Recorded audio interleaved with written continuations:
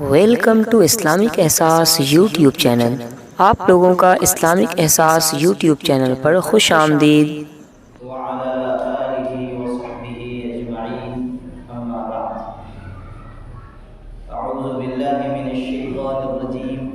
بسم الله الرحمن الرحيم يوم لا ينفع مال ولا بنون إلا من أتى الله بقلب سليم صدق الله مولانا العظيم۔ دنیا اور آخرت کی کامیابی ان لوگوں کو ملنے والی ہے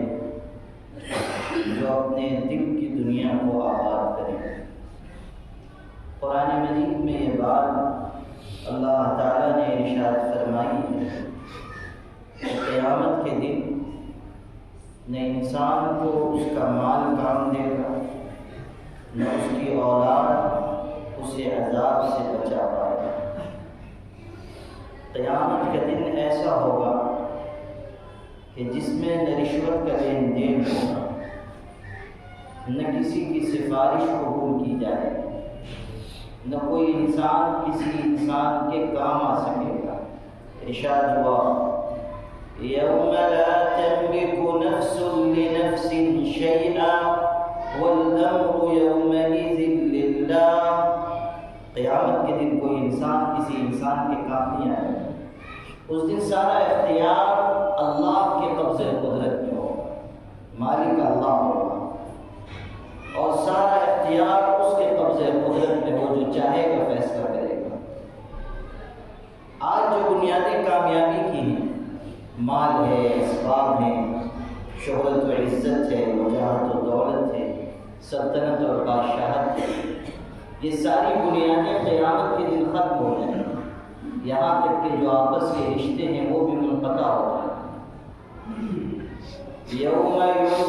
فی الصور فلا انساب بینہم یومئذ ولا یتساءلون۔ ارشاد ہوا کہ سور پھونکا جائے گا تو یہ صورتحال ہوگی کہ جو رشتہ داریاں ہیں وہ ختم ہو گئی۔ الاخلاء یومئذ بعضهم لبعض عدو الا المتقین۔ کوئی رشتہ باقی رہے گا قیامت کے دن تو وہ صرف تقوی اور پرہیزگاری کا رشتہ ہے، اس کے علاوہ جو رشتے ہیں وہ ختم ہو جائیں۔ اور ہیبت کا یہ عالم ہوگا کہ کوئی انسان دوسرے انسان سے سوال نہیں کر سکے گا۔ قیامت کے دن ایسا روب چھایا ہوا ہوگا کہ کوئی انسان دوسرے انسان سے بات نہیں کر سکتا۔ حدیث پاک میں ہے کہ قیامت کے دن اللہ تعالیٰ ایسے غضب اور جلال میں ہوگا کہ لم یغضب قط۔ اللہ تعالیٰ نہ اس سے پہلے کبھی اتنے غصے میں آیا اور نہ اس کے بعد کبھی اتنے غصے میں آیا۔ جلال ہوگا اور کرسی عدالت پر اللہ تعالیٰ جلوہ افروز ہوگا، اور پیشی ہوگی انسانوں کی، اور میزان قائم کیے جائیں گے، ترازو قائم کیے جائیں گے۔ وَنَزَعُ الْمَوَازِينَ الْقِسْطَ لِيَوْمِ الْقِيَامَةِ فَلَا تُظْلَمُ نَفْسٌ شَيْئًا وَإِنْ كَانَ مِثْقَالَ حَبَّةٍ مِّنْ خَرْدَلٍ أَتَيْنَا بِهَا وَكَفَىٰ بِنَا حَاسِبِينَ۔ ارشاد ہوا قیامت کے دن انصاف کے ترازو قائم کیے جائیں گے، اور کسی پر کوئی ظلم نہیں ہوگا، کوئی زیادتی نہیں ہوگی، کسی طرح کی کسی کی کوئی حق تلفی نہیں ہوگا۔ جو جیسا عمل لے کر آئے گا اس کے مطابق فیصلہ ہوگا، اور اگر رائی کے دانے کے برابر بھی کوئی بلائی یا برائی ہے اتینا بہا، قیامت کے دن ہم اس کو حاضر کر دیں، لے آئیں گے، کوئی چیز چھپی نہیں رہتی۔ لا تخفى علیہ خافیہ، خدا کے اوپر چھپی سے چھپی چیز بھی پوشیدہ ہے۔ اللہ ہر چیز کو جاننے والا ہے، ہر چیز کو دیکھنے والا ہے، ہر قول کو سننے والا ہے۔ ما يلفظ من قول الا لديه رقيب عتيد۔ ارشاد ہوا کوئی انسان اپنی زبان سے کوئی کلمہ نہیں نکالتا، کوئی جملہ نہیں کہتا مگر ایک مضبوط لکھنے والا مقرر ہے۔ یعنی اگر انسان اپنے چشم و ابرو کے اشارے سے بھی کسی کو کوئی نقصان پہنچا رہا ہے تو اللہ کے ہاں وہ بھی لکھا گیا۔ زبان سے کچھ نہیں کہہ رہا، ہاتھ سے اشارہ کر رہا ہے، آنکھ سے اشارہ کر رہا ہے، خدا تعالیٰ کے ہاں اس کو لکھ دیا گیا۔ وَوَجَدُوا مَا عَمِلُوا حَاضِرًا۔ آج جو کچھ انسان کر رہا ہے قیامت کے دن اس کو حاضر پائے۔ کوئی عمل ایسا نہیں ہے جو خدا کی نگاہ سے چھپا رہ جائے، اور کوئی قول ایسا نہیں ہے جو اللہ کے یہاں محفوظ نہ ہو۔ ان علیکم لحافظین کراما کاتبین یعلمون ما تفعلون، مضبوط لکھنے والے مقرر ہیں اور وہ ان تمام کاموں کو جانتے ہیں جو تم انجام دے رہے ہو۔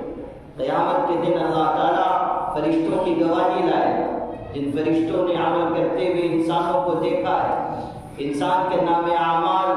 گواہ بنا کر پیش کیے جائیں گے۔ کل انسان الزمناه طائره في عنقه ونخرج له يوم القيامة كتابا يلقاه منشورا، یہ نام اعمال ہوگا جو بیان کرے گا کہ انسان نے کیسا عمل کیا۔ اور پھر زمین کے وہ ٹکڑے جہاں انسان گناہ کر رہا ہے قیامت کے دن گواہ بنا کر پیش کیے جائیں گے۔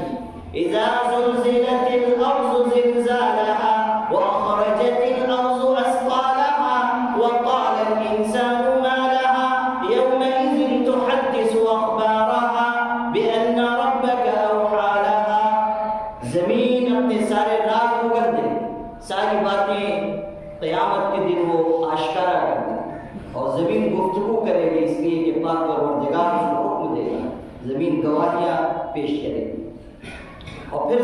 انسان کے اوپر خود اس کے جسم کے اعضاء کو گواہ بنایا جائے، انسان کا جسم گواہی دے گا، اس کے ہاتھ پیر گواہی دے گا۔ سورہ یاسین میں ہے الیوم نختم علی افواہہم وتکلمنا ایدیہم وتشہد ارجلہم بما کانوا یکسبون،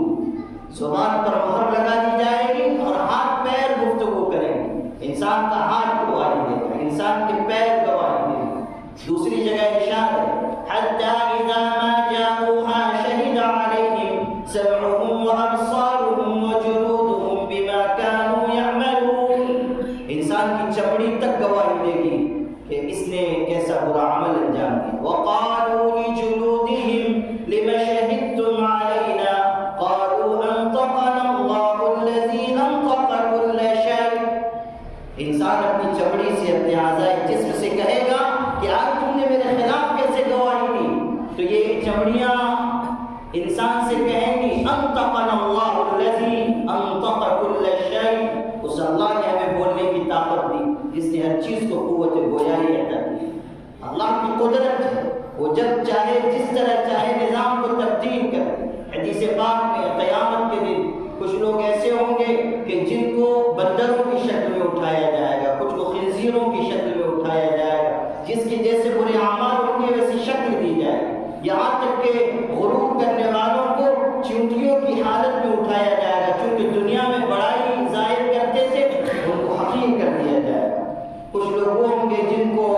گھٹنوں کے بل جہنم کی طرف لے جایا جائے گا، کچھ وہ ہوں گے جن کو فرشتے مارتے ہوئے جہنم کی طرف لے جائیں گے۔ یہ ساری تفصیل ہے۔ اسی کا آخری ٹکڑا یہ ہے کہ ایک جماعت ایسی ہوگی کہ جن کو سر کے بل چلاتے ہوئے جہنم کی طرف لے جایا جائے۔ جب یہ بات حضور صلی اللہ علیہ وسلم نے ارشاد فرمائی تو صحابہ نے حیرت سے پوچھا اللہ کے رسول سر کے بل لوگ کیسے چلیں گے؟ تو آپ نے ارشاد فرمایا ان الذی امشاهم علی اقدامهم قادر علی ان یمشیهم علی وجوههم، وہ اللہ جو پیروں کے بل چلانے پر قدرت رکھتا ہے وہ سر کے بل چلانے کی بھی طاقت رکھتا ہے، جس نے قدموں کے بل چلایا وہ سر کے بل بھی چلا دے گا۔ اور یہ انسانوں کے لیے ان کے برے اعمال کی سزا ہوگی جو ان پر مسلط کی جائے گی۔ یاد رکھیے گا آج جن غلط راہوں پر انسان چلے گا، آج جن گناہوں کو اپنائے گا، جن نافرمانیوں کو انجام دے گا، لذتوں و شہوتوں کی جس راستے پر چلے گا، خدا کے احکامات کو قدموں تلے رونجے گا، قیامت کے دن وہ گناہ مختلف قسم کی سزا کی شکل میں اس پر مسلط کر دیے جائیں گے۔ ایک ایک عمل کا حساب دینا ہوگا اور ایک ایک گناہ کے بارے میں جواب دہ ہونا ہوگا، اور خدا تعالیٰ کی طرف سے عذاب کا سامنا کرنا پڑے گا۔ اسی لیے بار بار قرآن پاک میں عذاب سے ڈرایا گیا، بار بار قیامت کے دن سے ڈرایا گیا، بار بار آخرت کا خوف دلایا گیا۔ یا ایھا الناس اتقوا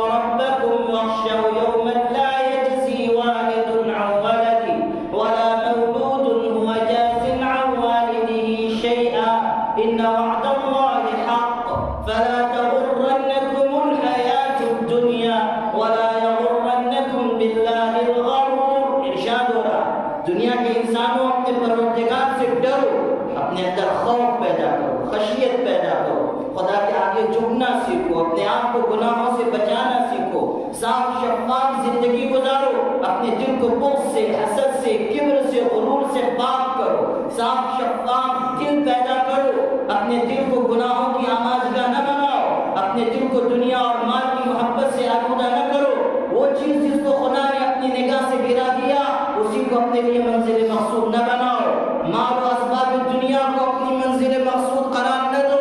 اگر دنیا پر مر مٹو گے اور دنیا کے اسباب ہی کو اپنے لیے مراد و مقصود بناؤ گے تو کبھی کامیاب نہ ہو سکو گے۔ وہ انسان کامیاب ہوگا جو اللہ کے لیے جینا سیکھے گا، وہ انسان کامیاب ہوگا جس کے دل میں خشیت آئے گی، وہ انسان کامیاب ہوگا جس کے معاملات صاف ہوں گے، وہ انسان کامیاب ہوگا جس کے اندر اللہ تعالیٰ کے لیے عاجزی، اللہ تعالیٰ کے آگے عاجزی کے جذبے پیدا ہوں گے، خدا کی کبریائی بیان کرے گا، خدا کی عظمت اور جبروت بیان کرے گا، اور خود عاجزی کے ساتھ، تواضع کے ساتھ، انکساری کے ساتھ جھک کر زندگی گزارے گا۔ وَعِبَادُ الرَّحْمَنِ الَّذِينَ يَمْشُونَ عَلَى الْأَرْضِ هَوْنًا وَإِذَا خَاطَبَهُمُ الْجَاهِلُونَ قَالُوا سَلَامًا۔ یہ اللہ تعالیٰ کے پیارے بندوں کی، پسندیدہ بندوں کی صفات کیوں بیان کی جائے؟ اس لیے تاکہ ہر مومن جب قرآن پڑھے تو اس کو یہ احساس ہو کہ میرا اللہ مجھ سے کیا چاہتا ہے، میرا اللہ مجھ کو کیسا بنتا ہوا دیکھنا چاہتا ہے، میرا اللہ مجھ میں کیسی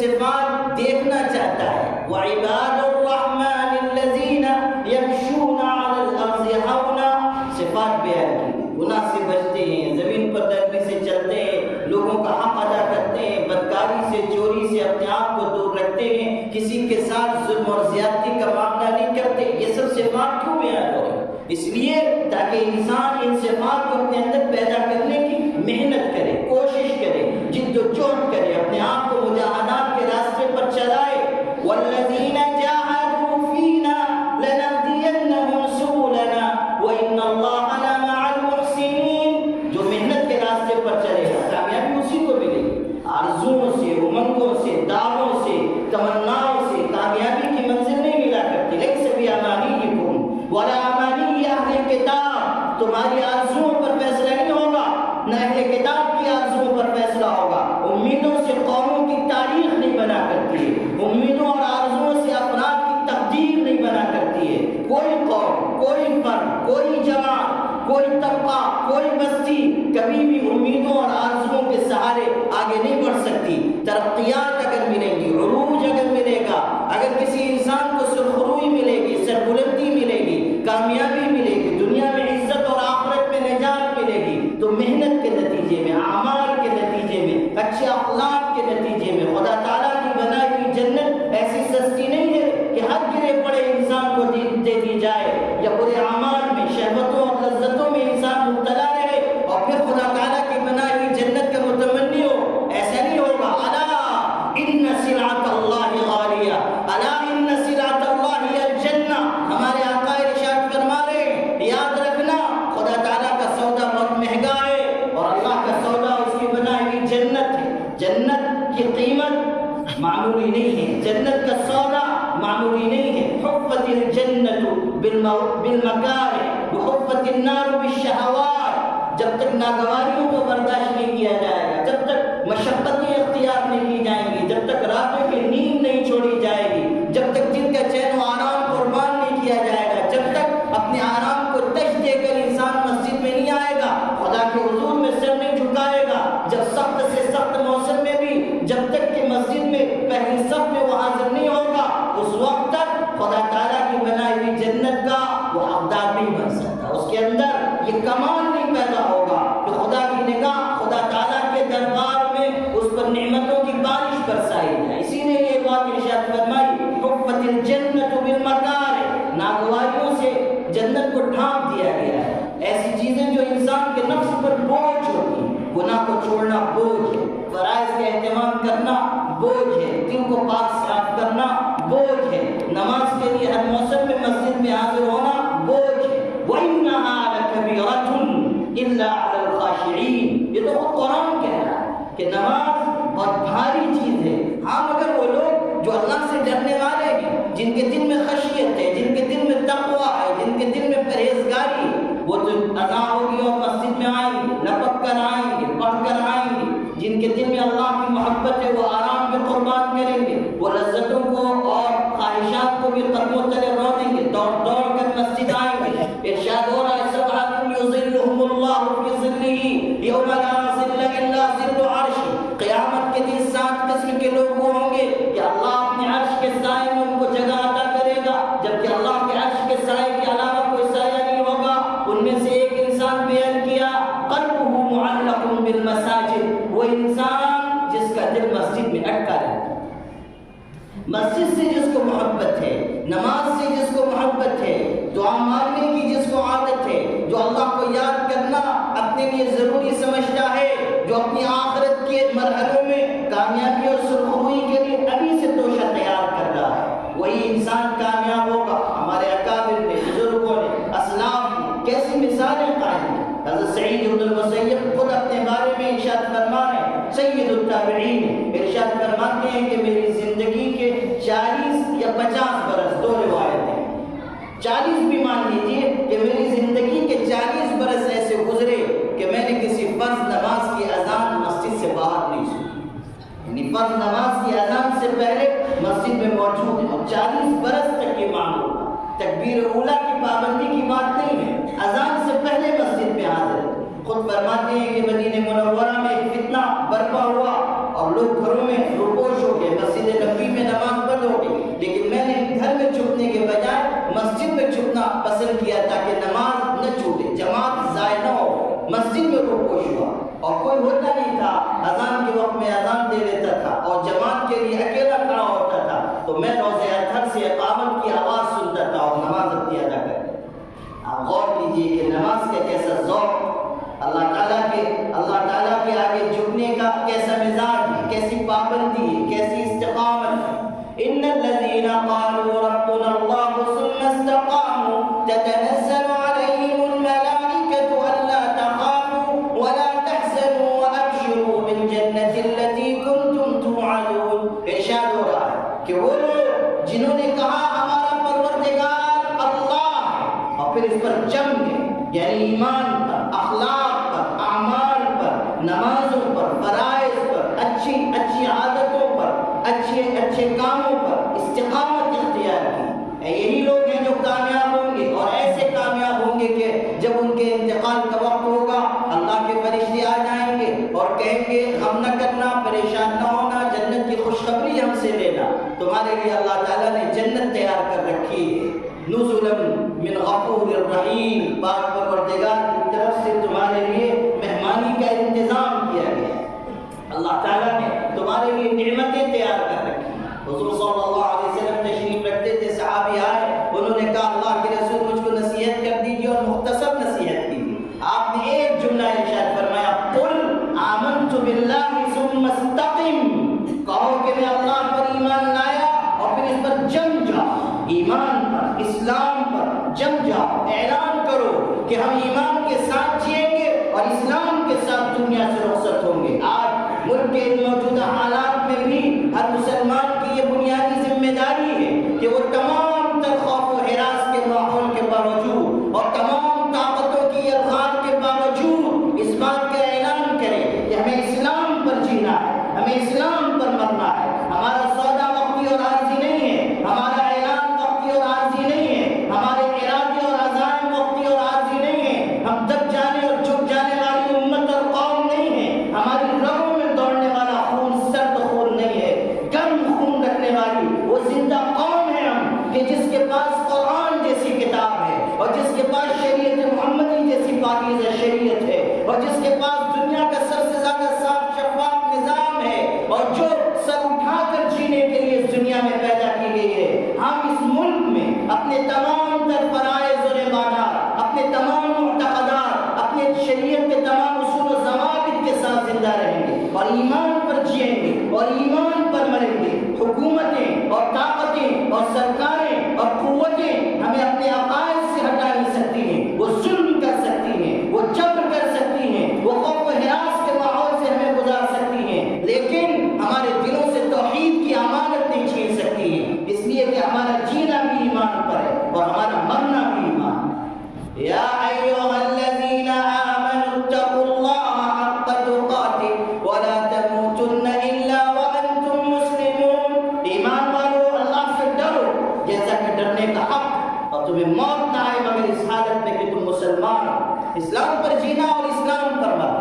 اچھے اعمال کو اپنے سینے سے لگانا، اچھے کردار کو اپنے سینے سے لگانا۔ یہ خانقاہ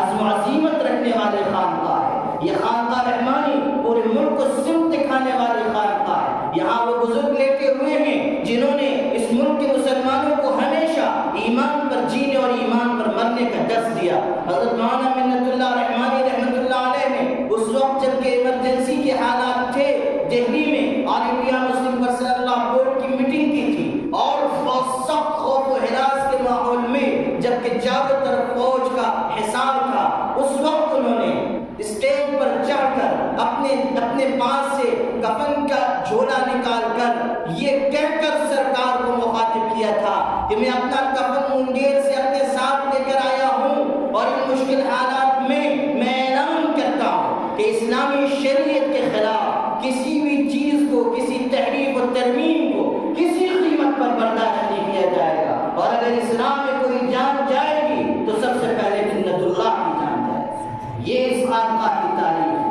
ہمارے حضرت امیر شریعت سامع رحمۃ اللہ علیہ نے ساری زندگی عزم و عزیمت کا درس دیا، اخلاق و کردار کا درس دیا، ایمان پر جمنے کا درس دیا، اعمال کو اپنی زندگی میں لانے کا درس دیا۔ خود راتوں کی تنہائیوں میں خدا کے آگے روتے رہے، اپنے